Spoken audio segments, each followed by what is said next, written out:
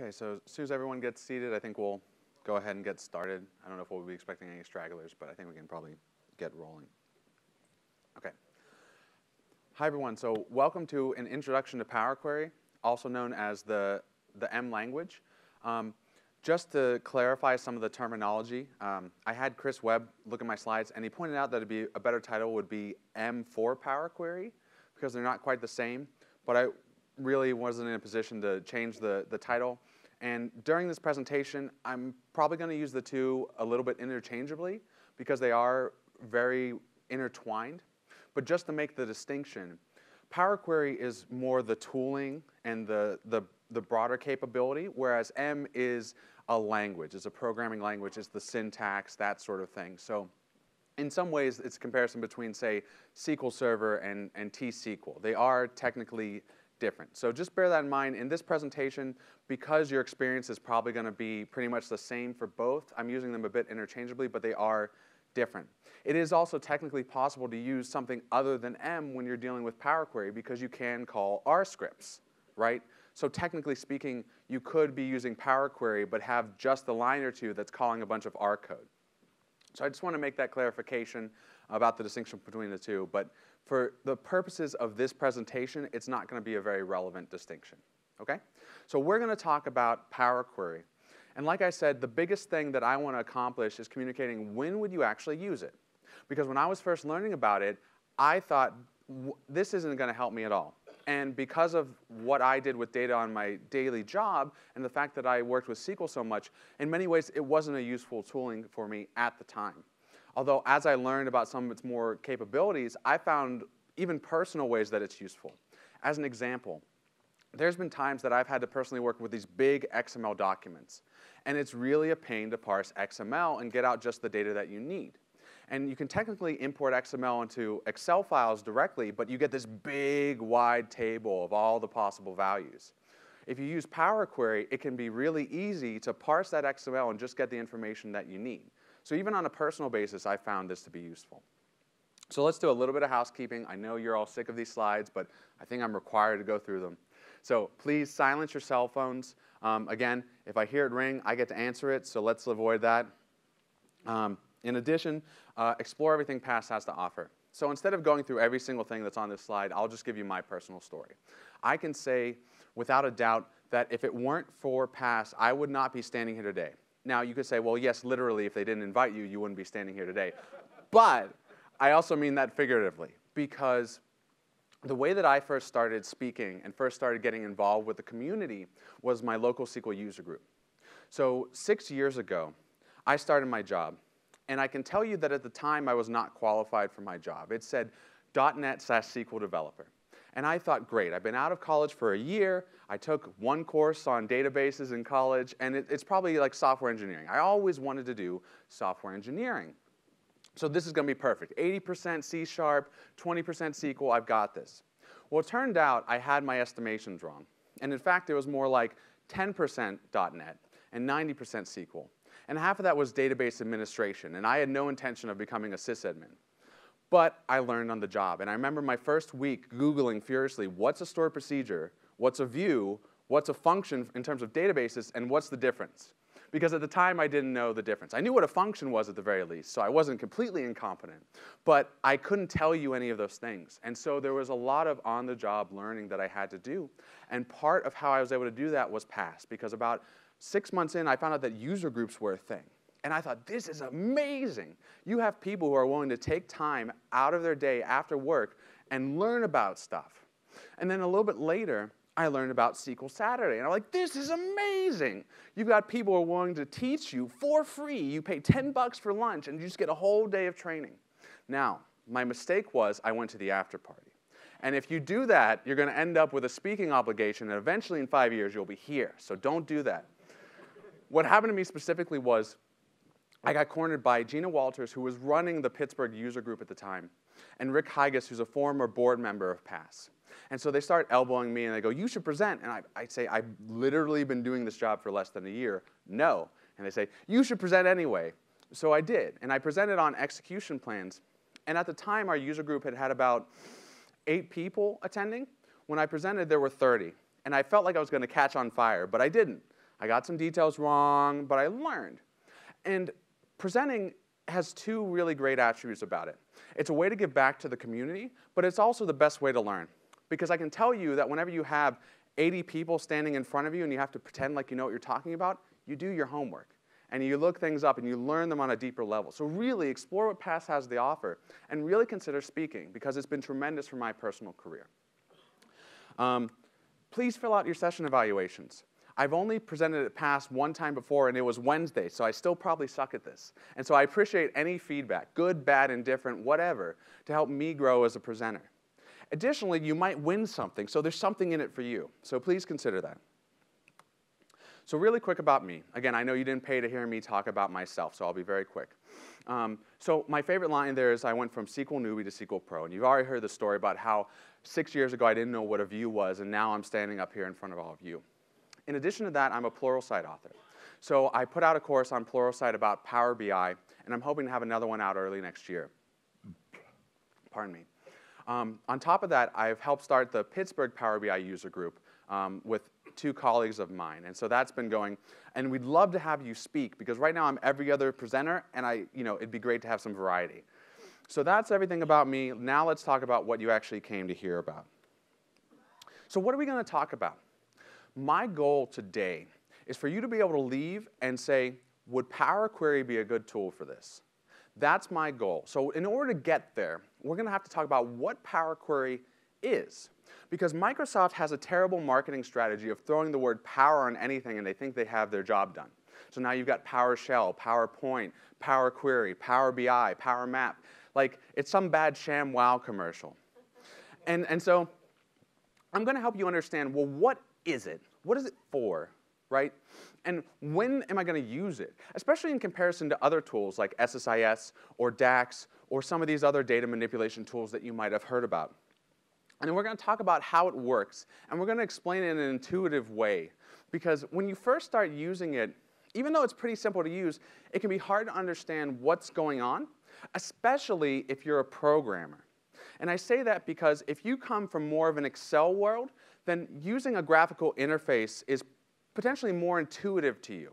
But for someone like me, I want to know what it's actually doing underneath the hood.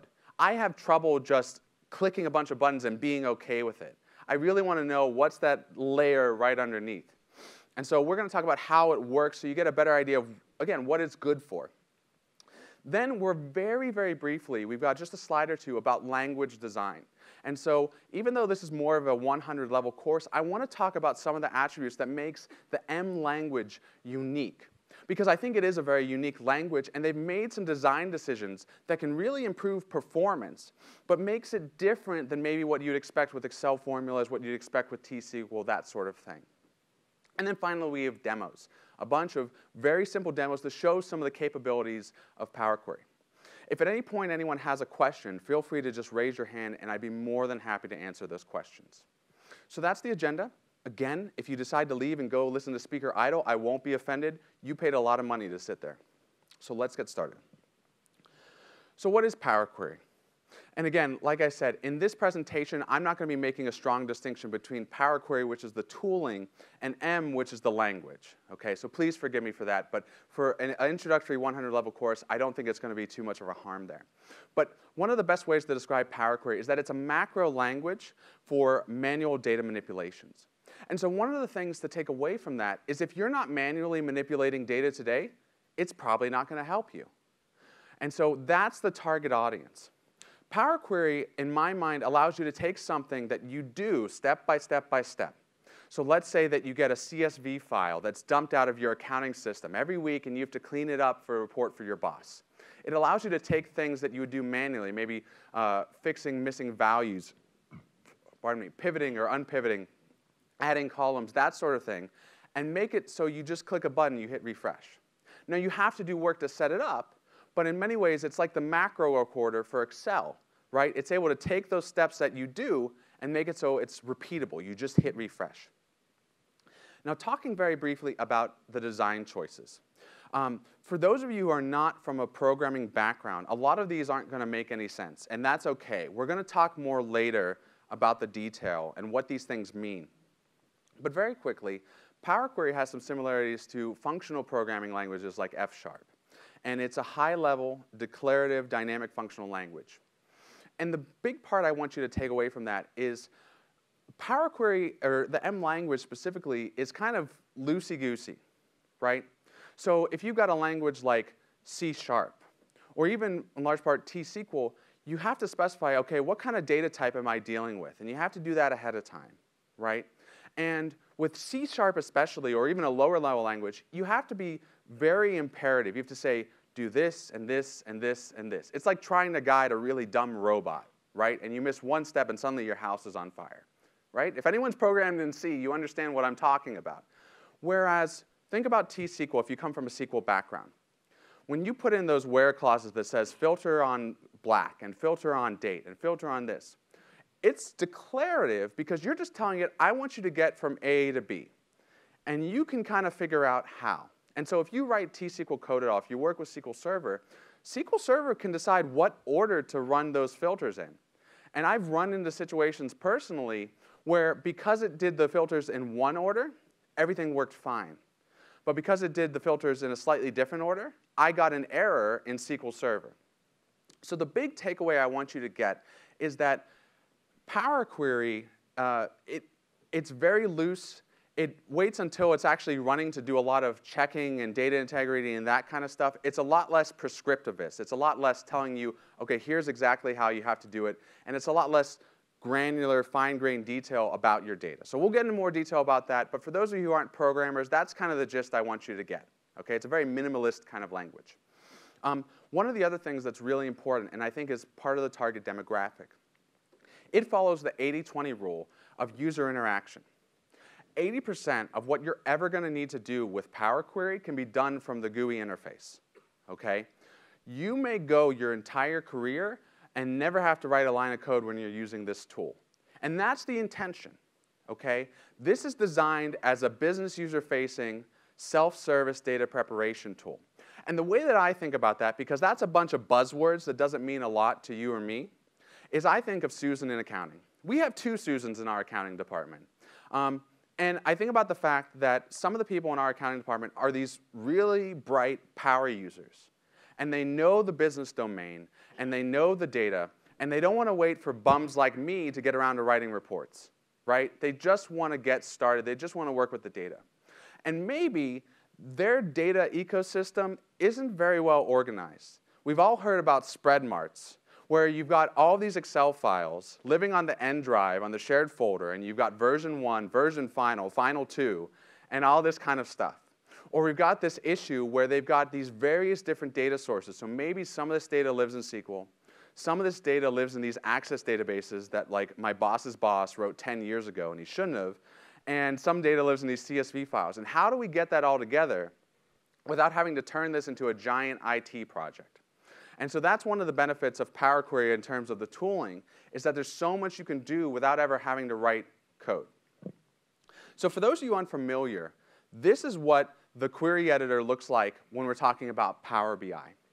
And it's going to look very similar. It's going to be a very similar experience when we're talking about Excel, using PowerQuery in Excel, and when we're talking about SQL Server Analysis Services 2017. So that is something new in SSAS, is they added support for PowerQuery. Because what was happening is Power BI, which is kind of an umbrella for PowerQuery these days, was becoming very popular. And so people had these data models that they wanted to kind of upgrade to more of an official IT project. And unfortunately, people weren't able to take advantage of the data prep that PowerQuery provided because SSAS didn't support it. So support was added. So to explain what you're all looking at the top is some buttons for settings, and then a bajillion different transformations that you can make to your data. And that's kind of the bread and butter, and we're going to talk about that more as we go on. But there's tons and tons of transformations, and a lot of them you can do just clicking from that bar. Over on the left, we've got queries that have been outputted by this process. In the middle is the data as previewed. And so PowerQuery only grabs a subset of the data. So even if you're working with a 1,000,000-row table, when you're editing a query, if you look at the queries behind the scenes, it's grabbing maybe 4,000 rows or something like that, okay? But the cool thing about this is you can see your data in the various stages as it's being modified. Because over on the right is all the steps, all the modifications that we're taking to our data. And if you click on each one, we can do that in the demos, you can see how the shape of your data changes. And so it can be really useful to get an idea of what each step is doing as you're working with this stuff. So the next question is, when do I want to actually use PowerQuery in the M language? And this is kind of a joking definition, but I think it's useful. The way that I like to think about it best is, if you can pay someone to do menial labor for minimum wage in Excel, PowerQuery can automate that process. And that's really what it's designed for. So, in some ways it's a joke, but in some ways it's quite serious in the fact that PowerQuery is not SSIS, SQL Server Integration Solutions. It has services. It has a lot of capabilities, but when you get down to it, a lot of the things that it's there for is, okay, I want to split up a column. I want to replace some values. I want to do an unpivot. All these sorts of things. And these are all things that happen commonly when you're doing these manual cleanup pieces. And we've got a couple demos to show that kind of stuff. The official litmus test from Microsoft themselves, if you attended the Data Insights, I think it was Summit by Microsoft, one of the presentations they had this where the litmus test is, this is designed for users who get value from the Excel formula bar. So what does that mean? That means if you never use the Excel formula bar, you are not the target audience. Now, does that mean you're not going to get any value? No. You can still get a significant amount of value from using PowerQuery. But just bear in mind that if you come from the SQL Server world, there's a good chance that there may be a culture clash between what Microsoft is trying to provide and what you are looking for. Okay? But overall, it's a very good tool for self-service data prep. And self-service has a lot of different definitions. Sometimes I like to joke that self-service means undermining IT governance. But I think really self-service in a lot of ways means you don't have to talk to Bob in IT to get your job done, right? One of the things that PowerQuery excels at is all the different data sources and services that it can talk to. And again, just think about it. If your data is in the CSV file, an Excel file, an Access database, a SQL Server, and you need to have it all in one spot to be able to make this report for your boss, PowerQuery can do it like that. And we'll have some demos to show that, but it's super intuitive and super easy to use. But conversely, if all of your data lives in SQL Server, you may not need this tool. And so there's a couple reasons for that. One of the reasons is that by putting your data into SQL Server, unless you're literally storing everything as text, it's going to have some metadata with the data types and how it's stored, right? And a perfect example is dates and date manipulation, okay? So I don't know how many of you are from somewhere outside the United States, but us Americans can't get our dates right. And we start with month, and then day, and then year. And so if you're trying to integrate data that's from a different country, it might be in a different order, right? If the data is in, say, flat files, if you have this textual data. But if the data is in SQL Server, then ideally it's stored as a date type. And so that's been clarified. There's no ambiguity there as you would get with, say, flat files. Okay? PowerQuery has capabilities that deal with those kinds of issues. But if it's in SQL, a lot of those issues go away. Another thing that goes away, ideally, when you're dealing with SQL Server is that you've actually already done some data cleanup. You've already done some data validation, some data integrity, some modeling, that kind of stuff. Now, I know that might be a pipe dream, but I think usually if your data's in SQL, there's at least some structure there already. Where PowerQuery shines is for dealing with semi-structured data that's a little bit of a mess. So I want to use an analogy to help you understand when you would use M, which is associated with PowerQuery, and when you would use DAX, which is associated with SQL Server Analysis Services, tabular mode, and with Power Pivot and Power BI, okay? Pardon me. So my wife and I, we signed up for one of these meal plans. I guess I'm not sure of the right word, but you know what I'm talking about, where they send you a food every week. Yeah, so Blue Apron would be an example. Hopefully, I'm not sponsored by them, I promise. Didn't want to say any names. So Blue Apron's an example where they send you a box with food and instructions, and it's great. because I love my wife, but in terms of like cooking boring, regular food every week, she just doesn't work. But if she gets something exciting and it's already figured out, then it's super easy. And so we have a division of labor where she calls me her sous chef. And so the sous chef is the guy who does a bunch of the grunt work, which I'm perfectly fine with. To me, I don't get excited by cooking. To me, it's the step before getting to eat food. So I don't mind cutting vegetables, cleaning the lettuce, that kind of stuff. So the sous chef is the second in charge. And I'm sure if any of you actually have worked in a restaurant, I'm butchering this to death, but that's OK. For the purpose of our example, the sous chef is kind of the assistant, and so helps with cleaning the food, preparing the food, that sort of thing, whereas the head chef is setting the direction. And so the head chef is deciding on the menu, figuring out how to combine the ingredients, that sort of thing. Because if you cut up broccoli, that tells you nothing about what kind of dish you're making. Maybe you're making broccoli salad. Maybe you're making teriyaki. Maybe you're making some kind of stew or something like that. And I think that distinction is really helpful because the stuff that the M language, and by correlation PowerQuery, is good at is the sous chef kind of work. It's the cleanup work, which tells you absolutely nothing about what the final product is going to look like because you're not adding business value at that point for the most part, right? So that's why I say M is for what you pay someone minimum wage to do, because it's kind of common to a lot of data operations.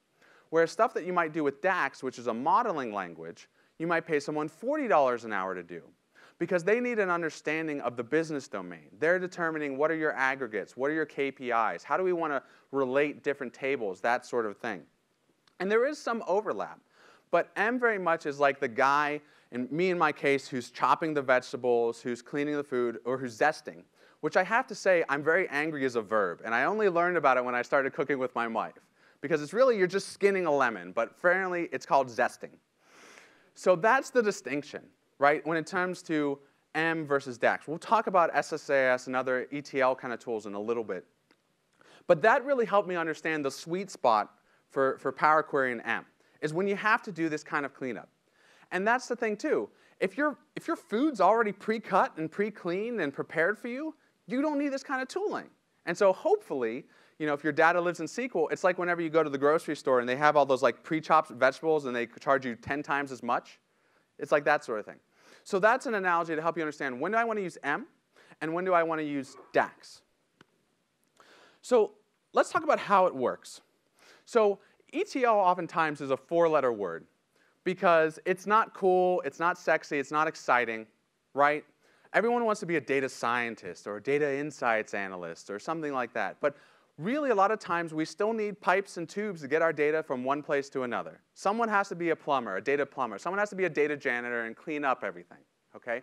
And ETL stands for extract, transform, and load. And we've been doing ETL for decades. Some of you have probably been doing ETL longer than I've been around, and that's okay. So ETL, extract, you're pulling the data out of these different sources. Like I said, PowerQuery is very good at pulling out from various different sources and combining them together. Transform is what you would think it would be. So let's say that you have these sentinel values. Like instead of using nulls, your developer decided for integer, we're going to use -1. And maybe you need to transform that into a different value, right? Or maybe you need to trim some of the names because there's manual data entry and extra spaces got in or something like that, right? It's all these different transformations, and you're going to have multiple transformations of your data. And then finally, you need to load it somewhere. Now, when we're talking about normal ETL, that's usually going into some sort of data warehouse or business intelligence semantic layer or something like that. When we're talking about query, the jump is a little bit closer oftentimes to the final application. So if you're using Power Query in Excel, then it's probably going to be going into your Excel data model or going into Power Pivot to be modeled with DAX. If you're using Power BI, then something similar, but ultimately it's going to end up straight in the application on the Power BI service. And then it can work, again, with SSAS 2017. But generally, where we're loading it to is fairly close to the final destination. And there just might be a layer of DAX or something like that on top. And then the last piece I want to show is the M engine. And it's making a lot of decisions for us. And I have that here, even though it's not part of ETL, because it's going to be relevant in the analogy that we have in just one slide. But the M engine, I talked before about how it's kind of loosey-goosey. We trust it to figure out the best way to manage this pipeline. We just tell it, hey, I want you to make these changes, but behind the scenes, when we're not looking, it might switch some stuff around if it thinks it's more efficient. In fact, sometimes it's really lazy, and it'll push that work off to SQL Server and won't even do anything, and we'll never know. So we'll talk more about that, and we have a demo for that as well. So let's use an analogy. I work at a place where sometimes we do laptop deployments. And so you may have a school that needs 400 laptops. And so it's like, that one episode of Oprah, you get a laptop, you get a laptop, you get a laptop. And we're not just going to give you the laptop straight in the HP box, because that's not very classy, right? So instead, what we do is we have this sort of assembly line kind of approach. And we have someone who unboxes them. You have to take them out of the pallet, open them out of the box, and we throw away the box, right? Instead, we're going to put them in these cool backpacks, so you feel like you're going to a really cool school. And in addition to that, we have to add in an extra battery and maybe some other accessories. And we have to slap labels on everything so that whenever you lose yours or gets stolen or gets found, we can look it up in a database and say, oh, this belongs to John Smith or something like that. So there's a number of transformations we're doing to this product. And so finally, it needs to get loaded somewhere. So I want you to think as if we have real people doing this kind of stuff. So Ed's job is to take stuff off of the pallet, unbox it, and then put it on the assembly line. And then Teresa, there's a bunch of Teresas, and she's doing one specific job. So maybe she needs to paint it black, or she needs to slap on a label, or add a battery, or something like that. And there's a bunch of Teresas, and then there's just one Larry. And his job is he has to put it on the pallet and wrap them all up so nothing breaks, and then put it on the truck so it can go to the school. And then finally, we have a very interesting role. We have Melissa. She's the floor manager. And her job is to make it as efficient as possible. And she's really good at her job, so we trust her to move things around as much as she needs to. All we care about is that the transformations happen in a way that the dependencies all work out. So make sure that you add the battery before you put everything in the laptop, that sort of thing. But if you want to maybe slap the label on first and then paint it black or something, as long as it still works, we don't care. So this is going to be relevant later, but this is a good way of thinking about what M's doing. It's loading the data, extracting the data, doing a bunch of transformations, and then pushing it out somewhere. And we'll have some examples, but let's take a look at what an M query looks like based on this mental model, because it's going to help us decipher this really, really ugly code. So this is an M query, and I do not expect you to understand this or memorize this or anything. And in fact, I think it's kind of intimidating, because it looks like someone ate a bunch of punctuation and then had some upset stomach, because you just have parentheses and brackets and quotes and all this kind of stuff, and it can be a little intimidating and hard to read. So let's go back to those roles that we talked about. We've got Ed, Teresa, Larry, and Melissa, and let's understand how that applies to this code, okay? Because I think once you can apply that, it's so much easier to understand. And again, the 80-20 rule applies. I expect that 80% you're ever going to need to do, you're never going to have to look at this. You're never going to have to touch this. You're just going to be, as was described during Summit, clicky, clicky, clicky. So thinking about those roles, those first 3 lines is Ed. He's just getting stuff off of the shelf. And so he has to go to the right shelf for AdventureWorks, and he needs to pull off the pallet that's labeled product, and then he brings it to the assembly line, right?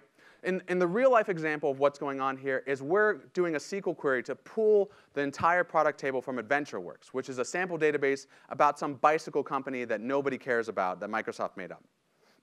So Ed's pulling the data from SQL, and he's putting it on the assembly line.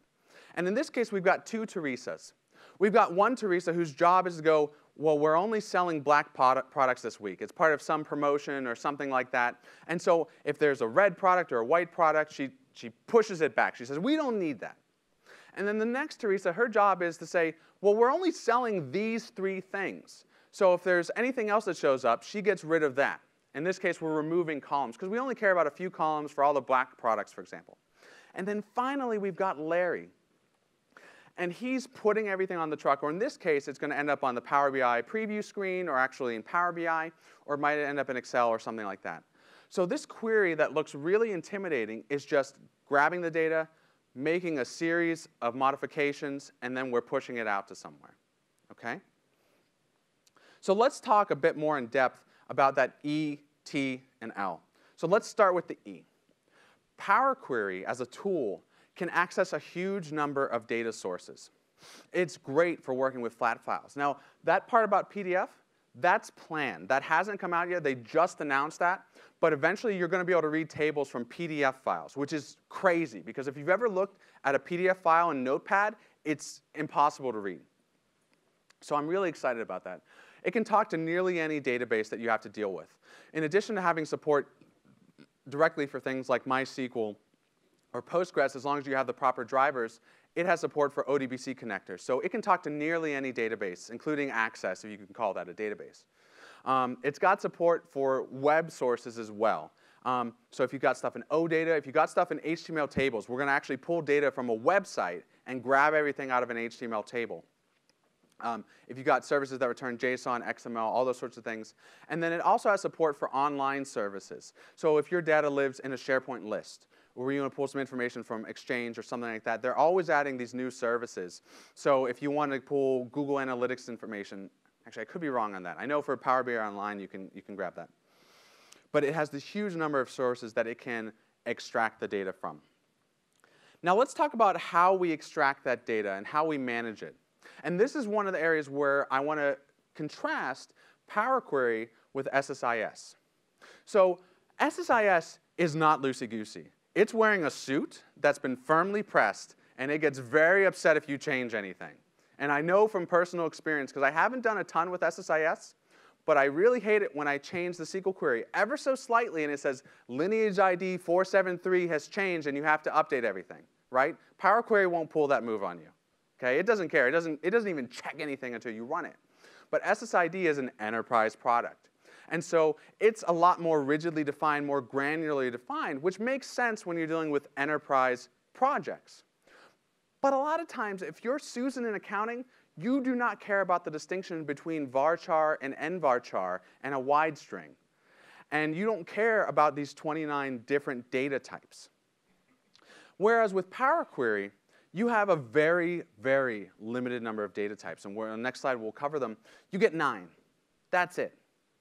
You do get some formatting capabilities for numbers, but still, very few data types. And then you get 4 data structures, which allow you to model very complex data types. So if you're dealing with XML or some kind of nested hierarchy of some sort, PowerQuery can handle that very, very well, in fact.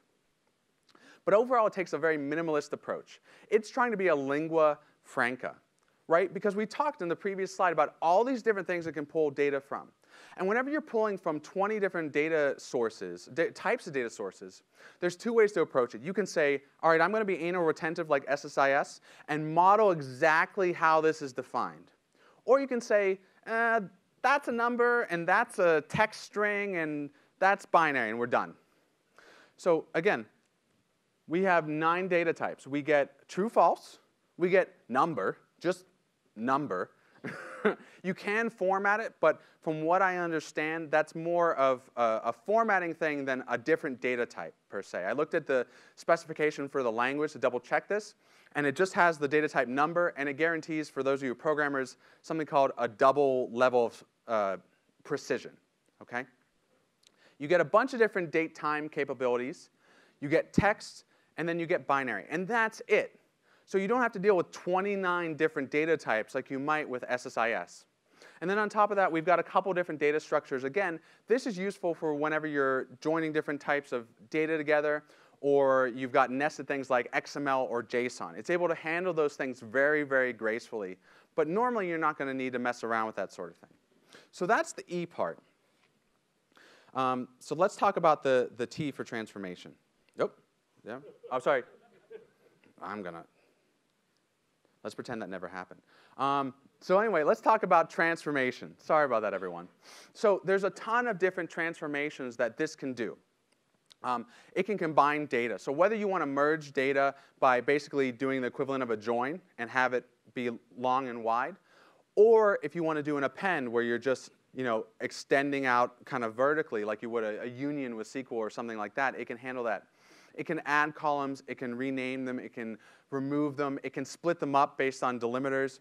You can modify rows. So let's say, for example, that you've got a header row. Or as an example I have in a demo, someone decided to use Excel more like an art canvas than a data store. And so there's 3 layers of headers, and there's blank rows in between. It can clean all of that up very, very easily, just a few clicks.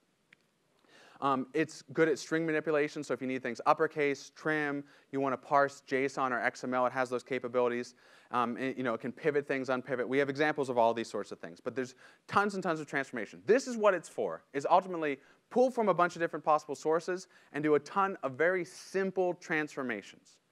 Again, this is not SSIS. SSIS has a huge number of operators that it can apply, and even more that you can buy from various vendors. Again, this is very much for, are you using the Excel formula bar? Are you having to manually clean data by hand right now? Then PowerQuery might be the solution for you. So finally, there's the L. Where can we load this data? And many of you may not be familiar with DAX, but anywhere DAX is used, M is not far behind. They're peanut butter and jelly, right? And so you can use it in Excel. PowerQuery, I want to say it came in around Excel 2010, but it started out as an add-in, in fact, for Excel. And then eventually became so integrated that it was turned on by default. And eventually, Microsoft realized that they have a marketing problem and kind of got rid of the PowerQuery name, but I don't like the replacement, because the replacement name is Get and Transform Data, which is very descriptive. But if you have to Bing or Google Get and Transform Data, it's not particularly helpful. So you'll find a lot of people still refer to it as PowerQuery. But if you're in Excel, there's a Get and Transform Data tab under Data, and that's how you can start using it today.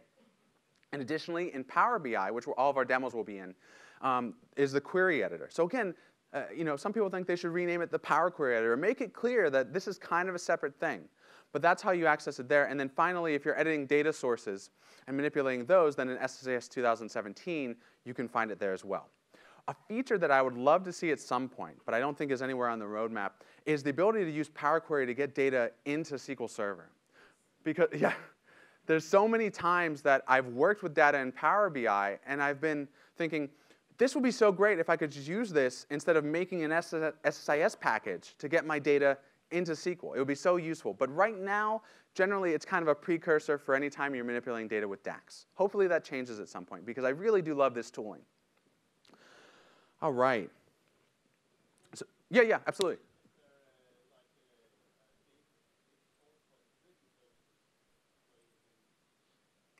To my knowledge, no, although I could be wrong on that. As far as I'm aware right now, the only place that Power Query is available is in Excel, in Power BI, and SSIS 2017. That may change at some point, but you have to realize that this very much started as kind of this grassroots tooling designed for business users and has grown outward, right?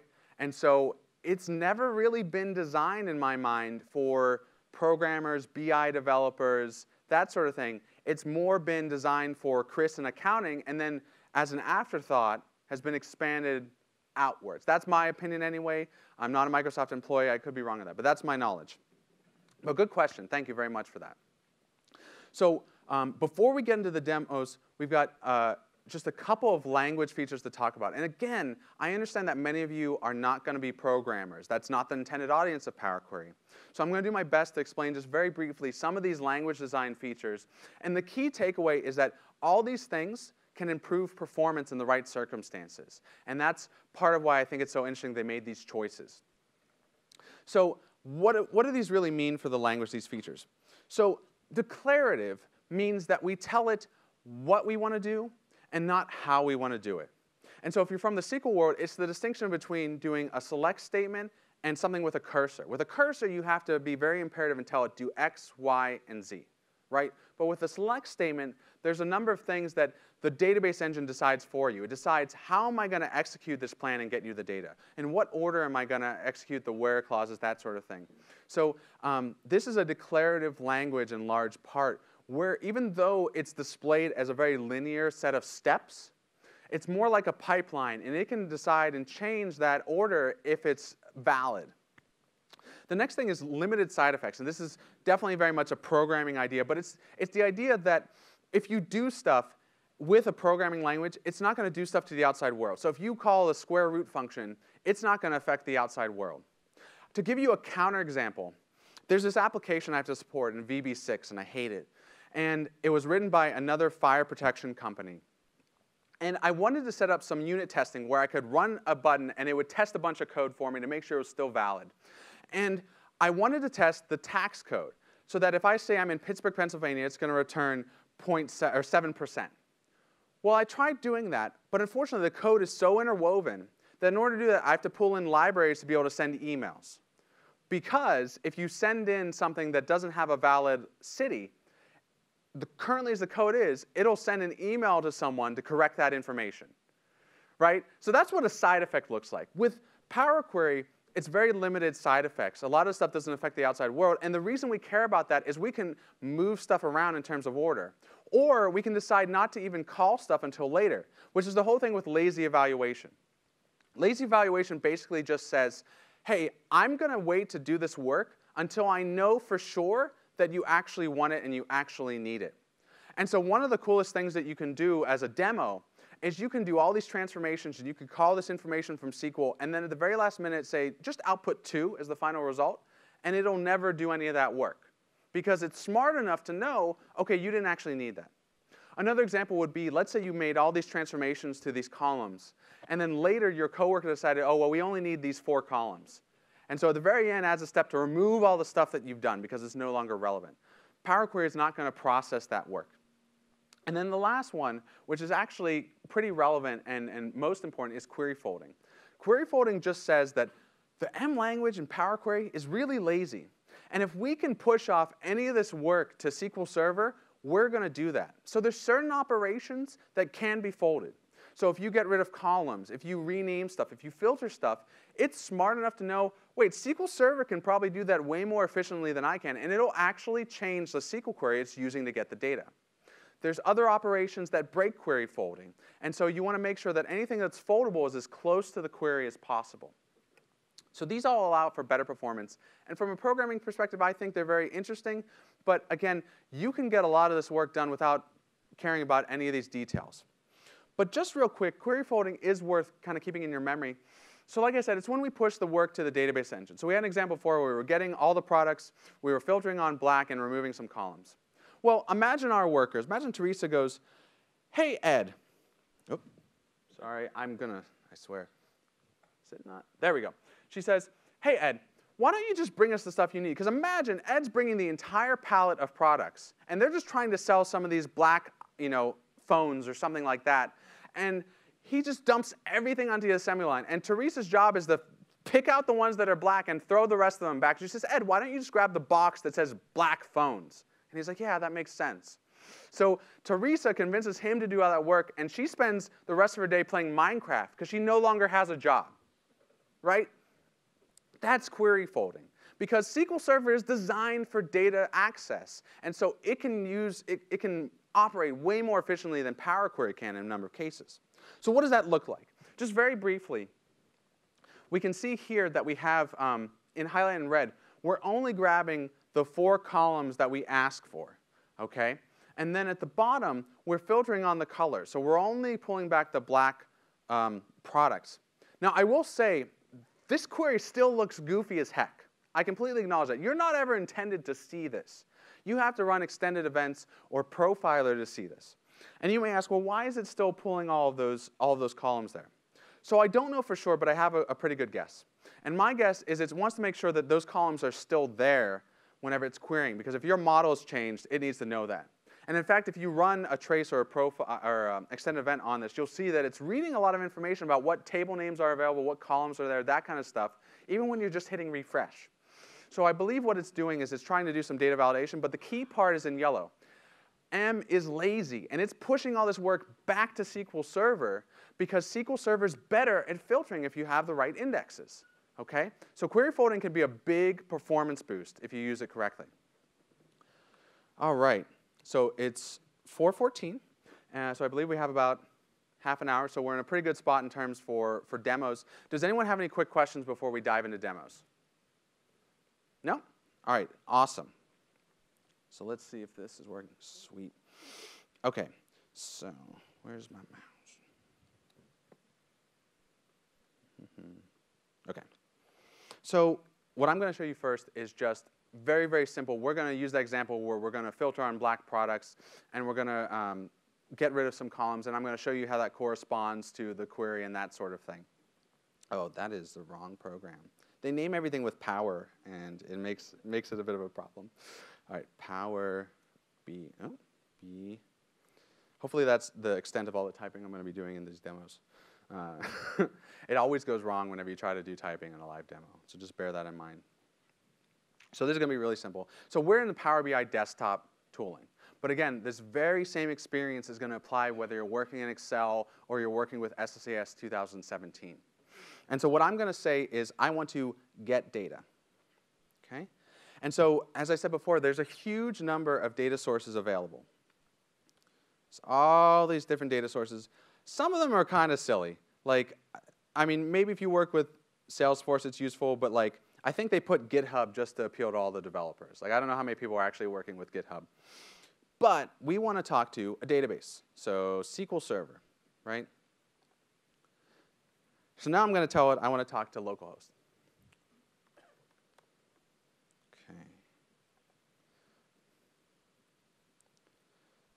So I didn't specify database, so now I can find this hierarchically. It's worth mentioning, a number of people ask, can I call a stored procedure? Can I use a temp table? I'm using the UI to find the table that I want, but you can just put in whatever SQL statement you want. And as long as it's valid T-SQL or SQL for, say, MySQL or something like that, it should work just fine. Okay? I've tested out calling a stored procedure using temporary tables. That always worked fine in my experience.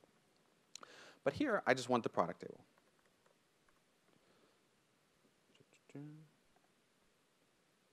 And so I'm given a preview. And so I can see what it's going to look like, but I'm going to check that. And now it may be a little bit hard to see, but down at the bottom, the yellow button is load, and the one in the middle is edit. And so if I just want everything, basically do the equivalent of a select star for you SQL people, I could just hit load, and it's just going to pull the data in. But I don't want to do that. I want to use the power of PowerQuery and make some modifications. So I'm going to hit edit. OK, great. So again, over on the left is our one query. I could rename this if I want to. On the top is all the different things that we can do to it, as well as changing some settings for our data source, that sort of thing. So I just want to make two manipulations, show you how that process works for this example, show you the query, and then we're going to dive into just a couple other very simple demos. So here, I'm going to filter on color. So I'm just going to tell it, OK, I want black. And you can see I can step through. So I can go back to the raw data. I can see there's a bunch of different possibilities here. And then I click on this one, and I can see, OK, it's done the filtering. So you can go through the steps and see what each one is doing and how it affects your data. Then I want to get rid of columns. So I'm just going to click on the columns that I care about, right-click, and say remove other columns. And you can see there's a ton of different capabilities that it has there. So that's the example that we had in the slides. It's very simple. And if I want to look at the code, all I have to do is go to Advanced Editor. And again, like we talked about, each of these lines corresponds to one of those steps that we saw. So it's a one-to-one correspondence, but 80% of the time, you're never going to have to actually go here. This is going to be more if you want to do something with a custom calendar, or you want to call some R code, or maybe you're creating functions and you're going to the next level and dealing with parameters or something like that. But for many of you, you'll never need to look at the screen whatsoever. OK? How did I get there? Good question. So let's see. I didn't open Zoom it, but let's see if I can Control+. Yes. So if I go to, on the Query tab, Advanced Editor, and I just click on that, then that's able to get me what I need. OK? So let's get out of there. Good stuff. Good question. Thank you. OK. So that's the first demo. Let me see what we have. OK. So that's just pulling data from SQL Server. But what if we want to pull data from some other data sources? How do we do that, and how do we combine the data together and manipulate it so it works? So here's an example we're going to have. We're actually pulling from two different sources that aren't SQL. We're going to have to do a little bit of data cleanup to actually combine the data, and then we're going to do a merge to merge the data together. OK? And so we've got about 10 more minutes, and I think we have enough time to quickly go through some of the other demos. We should cover the stuff that I wanted to cover. So as many as you can tell, am embarrassingly young, but I'm also embarrassingly uncultured. And so here's all the movies from IMDb's top 250 that I have actually seen, which is about 24. Zootopia was great, by the way.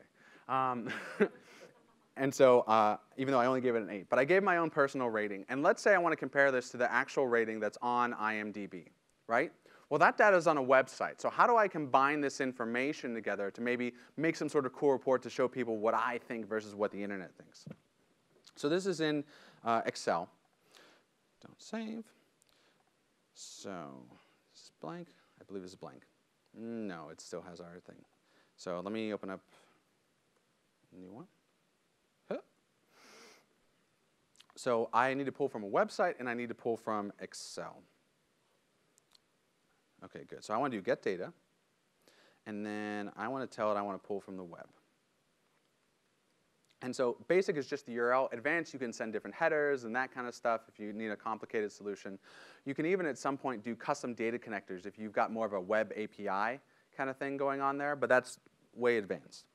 So I'm going to pull up, and hopefully the internet works for my live demo. If not, I have a cached copy. But I'm just going to put in the website. And then what's really cool is it's going to give me some options. So it's going to pull up the page over here in the preview side, and then it's going to show me all the tables that are in that X amount. So if I go to the web view, it's a little crowded, but you can see table 0 is the list of all the movies. Okay? So what I can do is just say, OK, I want table 0. What does that data look like? OK, this works, but this is ugly data. This is data that needs a little cleaning. This is broccoli that needs chopped up, right? So we're going to chop it up.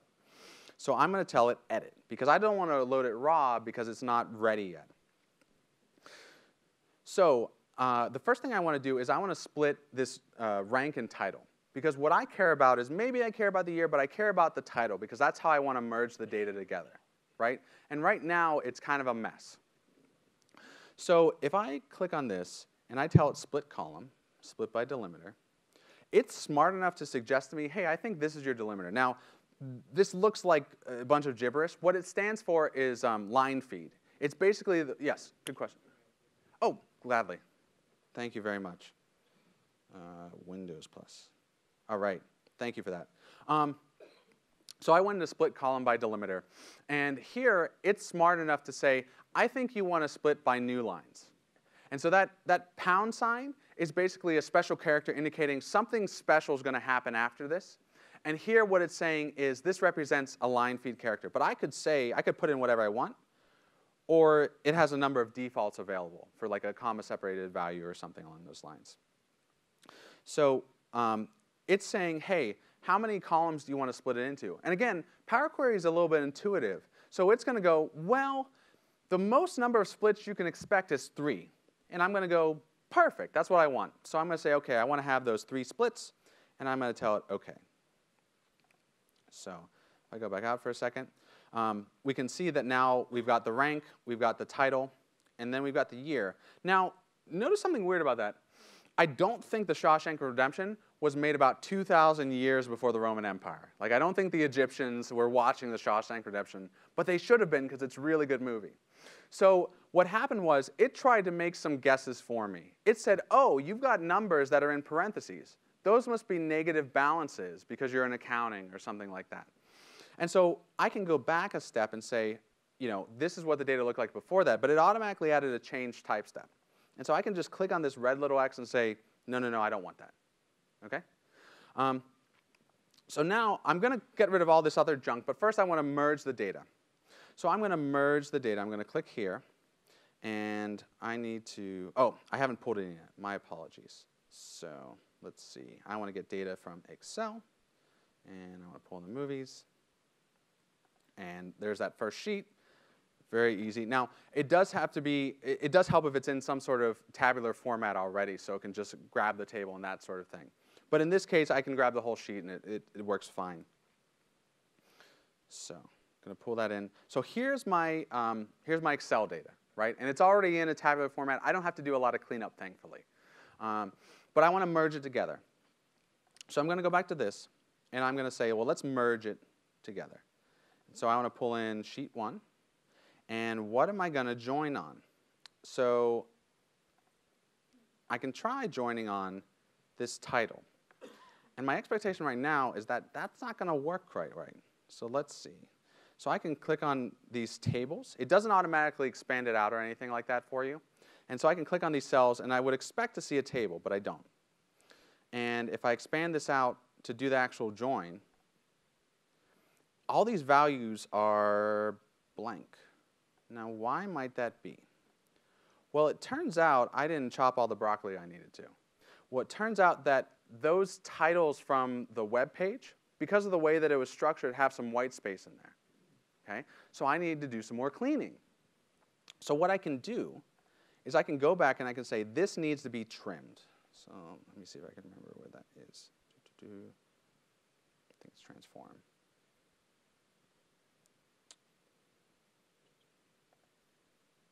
Should be there we go, transform. So I'm going to insert this step. Now it's warning me because I might break everything, because it's assuming that the data is in a specific structure. And so some of these changes aren't going to modify the shape of the data too drastically. But sometimes you can insert a step and it completely breaks everything, because maybe the next step is expecting a column that I decided to get rid of, or something like that. But usually, if you have a good idea what you're doing, it works fine. So let's insert that step. All right, so that's clean. So now, let's see. Hopefully I did this right. Yeah, so now everything's merged properly. You can see that we can see their ranking for the Dark Knight and my ranking for the Dark Knight, right? And we can even go back, and so let's see. We can see here, so before I click on, let me zoom again. So over on the top here, you can see those two little arrows. That's the thing that I clicked to say, this table value, kind of join it out. And PowerQuery, again, it handles nested values very well, but it can be a little bit confusing.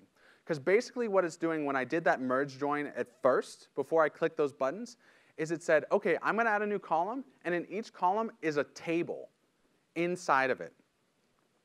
And so if we look at that, if I were to find one that I actually have seen, which is rare, and I click on this, we can see at the bottom,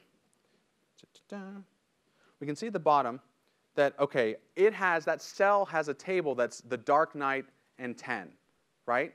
So it's got these nested values going on. Most of the time, you don't need to worry about that. Most of the time, you just click those little arrows, and it'll take care of the rest. Okay?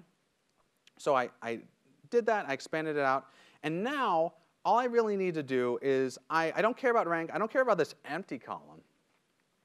So I'm just going to click on the stuff that I care about. And so that's their rating, that's the year, and then my rating.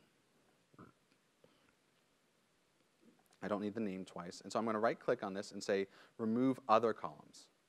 And if I were to add more columns to the data source later, that would still work the way you would expect.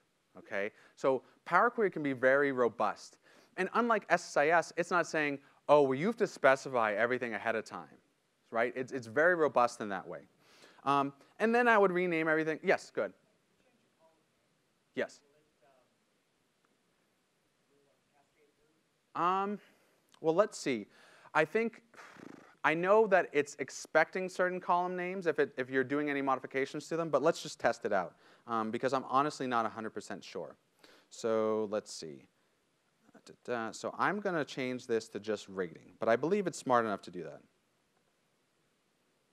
Oh, it's inserting a step. This might break everything. Yeah, it broke everything. OK. So the answer is, yeah, so you got to be careful. Now, what I could do, though, is, OK, I screwed everything up. Whoops. So what I could do is I could find all the spots in here where it's specifying that column and fix the name. So it's not pretty, but you could certainly do that. I could, but I don't feel like doing that on a live demo because I'm going to mess it up. You could copy this notepad and do Control-H and that sort of thing. But yeah, so you get the idea. Let's see. I think I can just little red X. Hope everything's working again. OK. So that's that's that piece. So this is an example of, okay, we were able to take data from two different sources, one of which was a website, combine it together, do some cleanup so it actually worked, and have an output that is worth trying to do some data modeling on. Okay? So yeah. Correct. Yeah, so I'm in Power BI. So in this example, if I were to say close and apply, then now I could pull that into a table view or something like that. If you were in Excel, you could pull that into a pivot table, or with, I believe, a couple extra steps. I don't live in Excel a lot. You can get that into Power Pivot so that you can do some modeling with DAX. But yes, you could go straight to a pivot table from there. It's what it's designed for. Good question. Yeah?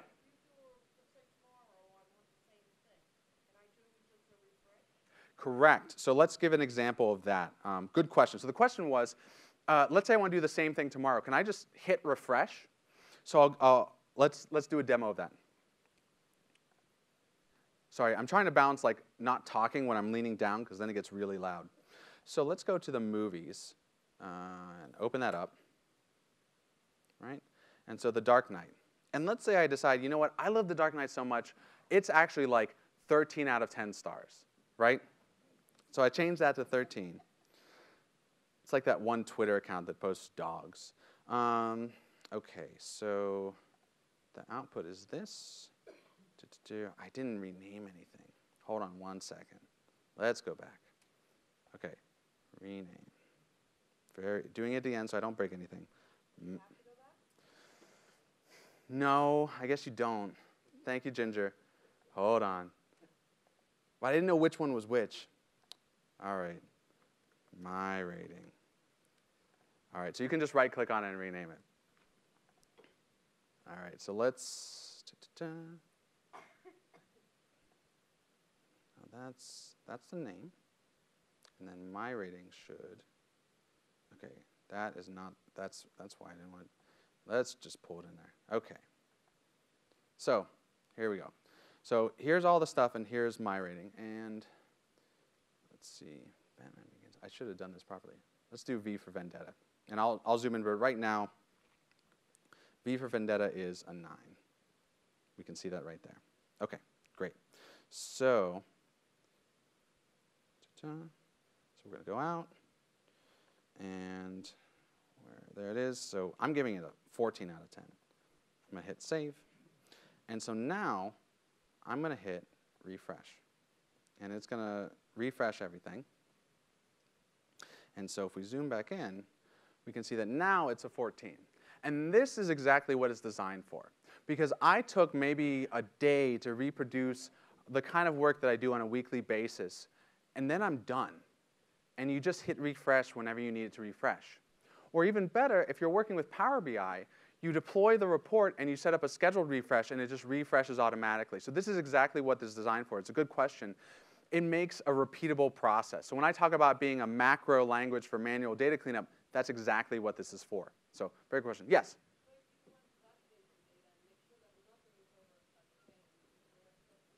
Oh, absolutely. So good question. So the question was, what if I want to do some data validation, make sure that some intern didn't accidentally put in a 14 out of 10 or something like that? So that's a great question. So what you would do, we're going to go to Edit Queries, right? And so I'm at the very last step, and what I'm going to do is I'm going to go to this. Nope, that's not me. Where's my rating? OK, I'm going to my rating, and I'm clicking down the arrow. And what I'm going to do is I'm going to say that it has to be less than or equal to 10. And it has to be greater than 0. OK? And so now,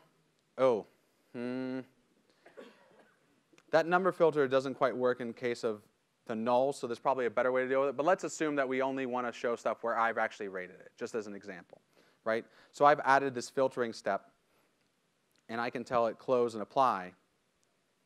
And so it's going to reprocess the data. And now V for Vendetta is gone.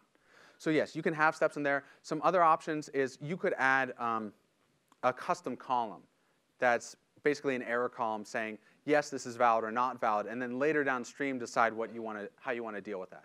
So that's how you would do something like that. But very good question. I appreciate it. Okay, so we've got about 10 minutes or so. So I'm just going to try to show you a couple other things real quick. But I've covered the gist of what I wanted to get covered today. Okay. So another example that I want to show you is, like I said, sometimes people like to use Excel like it's an art canvas instead of a place for storing your data. And so this is an example that I made up based on some actual commission reports that I've seen for salespeople and that I actually had to get into SQL Server, right? And this is a pain because you've got these headers on the top. You've got all these blank values. You've got these blank rows. It's generally a pain, right? So what I want to show you real quick, I'm not going to step through everything, but I'm going to show you what it can do, is how it can turn something like this into workable data. Okay? So just as a broad example of here's some of the things that it can do in terms of transformations.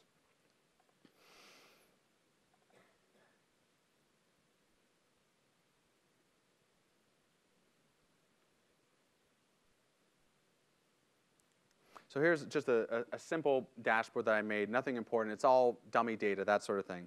But if I go to Edit Queries, here you can see I've done a bunch of steps. So if we go to the very beginning, this is what the source data looks like when you just pull it in. And it's ugly because you have blank rows, you have blank values, you have headers you don't need, you have all this kind of stuff, right? And PowerQuery is just awesome at dealing with these sorts of things. So one of the first things that I could do is I could say, well, I want to get rid of these top 3 rows or top 2 rows. And so you can say, I want to remove rows, right? And so next you can say, well, these are supposed to be headers, so I'm going to promote those. Actually, sorry, that's technically a little bit later.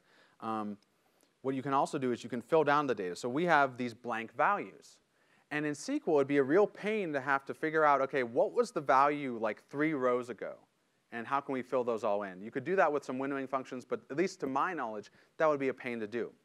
But all you have to do is go to Transform and tell it fill down or fill up. And it'll do that for you. So if I were to click fill down, it would fill down those category values. And then I could take that first row, promote them. And here, I've got the years broken out. And maybe I don't want that. Okay? Maybe I want actual forecast and variance, but I want to have years as separate row entries, right? Well, again, normally this is a pain. I'm never going to memorize the pivot syntax in SQL. I've done it a dozen times, and I'm never going to memorize it because it's just too cumbersome. But what I could do is I could tell that I want to pivot, right? And so if I were to, or unpivot in this case, and so I can unpivot it. So I've got, okay, here's that column name. This column is all the column names that I had before. Here's the values in there.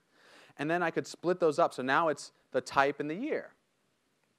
And then I could rename a bunch of stuff and then repivot it. So now, instead of having forecast 2015, forecast 2016, I've just got forecast, variance, actual, and then I've got a column for year. So this is just a quick gamut of some of the different things that it can do with just a few clicks of a GUI interface. Okay? The last 2 demos, just because I want to leave a little bit of time for questions, we're not going to get into. They're pretty simple. This one is just that you can load files from a folder. And so you'd asked about a repeatable process. Well, do you ever get a monthly report from some other part of the organization, and you have to integrate it with your final report? Well, with this, you literally can set up a process and just drop that new file in there, and it just works. One of my colleagues that helps run the user group, she works for a nonprofit, and they've got like, I don't think it's regional offices, but people in different parts of Africa, because they report on pediatric AIDS, right? And they send her the statistics, and they do it every month, and she has to integrate them all. Well, she just has them all in OneDrive or puts them into a folder and just hits refresh, and it works. So if you want to know more detail about that, feel free to hit me up, but it's pretty easy to find out how to do that. You click Load from Folder. The interface is pretty intuitive at this point. The other demo was just going to be showing you kind of behind the scenes the queries that it's running, but you already saw some of the query folding that it does. And then I'll mention very briefly, there's something called data privacy, which is a cool feature, but many of you aren't going to have to deal with it.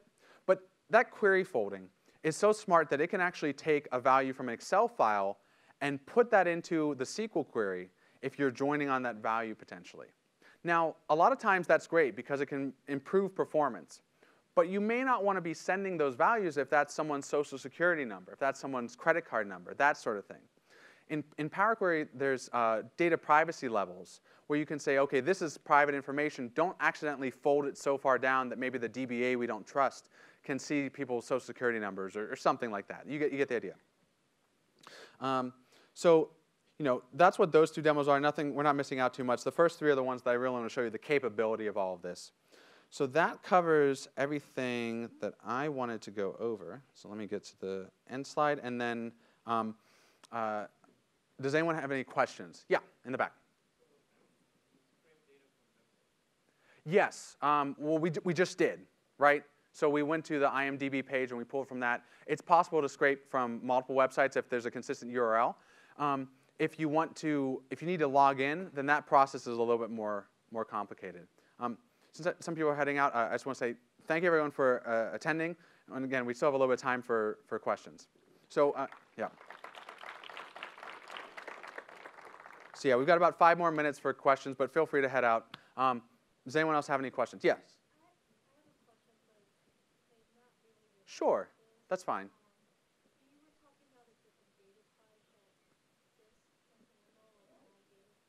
Yeah. Mm-hmm.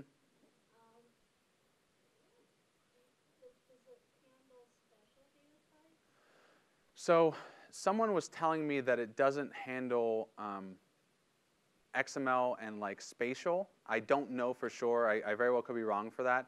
But in general, all the basic kind of stuff, even if it's not a one-for-one match, it handles, right? So if you've got your data in like one of the many different types of like a numeric type or a decimal or a float or a varchar or something like that, that's all perfectly fine. For some of the more unique custom kind of stuff, like I don't know if it handles spatial types. I know it has like mapping capabilities and that sort of thing, but for normal use, even if it doesn't have a direct match, it's fine. There may be some special types that it doesn't particularly handle. Okay.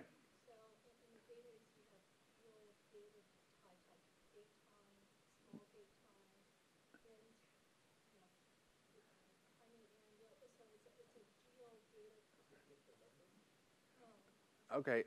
So I guess to answer that question, if you're talking about like actual geography types, off the top of my head, I don't know if it handles that. I have a feeling it doesn't. If you're talking about just dates and numbers and text, then it handles that fine. But off the top of my head, I haven't done a lot with geography kind of stuff, so I don't know. But I have a feeling it may not be able to support those.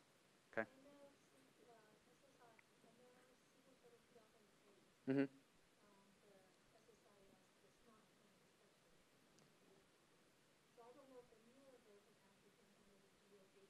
Sure. I have a feeling it doesn't. Feel free to reach out to me. I'm more than happy to find out, but off the top of my head, I don't know. Did we have some other questions? Yes. You just showed the fill down. Yes, the fill down, yes. Wonderful. Can you fill hurry down to this way? Right. Off the top of my head, I don't know. On the drop down, there was just fill up and fill down. Right. There's certainly pivot capabilities. Right. I wouldn't be surprised if there's a way to pivot it and then do a fill up or down and change it back. There's probably some way, but off the top of my head, I don't know. I know the drop down just has fill up and fill down. Another thing you can technically do, which I've seen done, is you can make custom columns that reference multiple columns and that sort of thing. So that's something I've seen whenever you need to do a filter on something that involves multiple columns or something like that. So you can create your own columns that do something similar. So that may also be a solution. Did anyone else have any other questions? All right, well, thank you very much for coming. I really appreciate it. Yeah.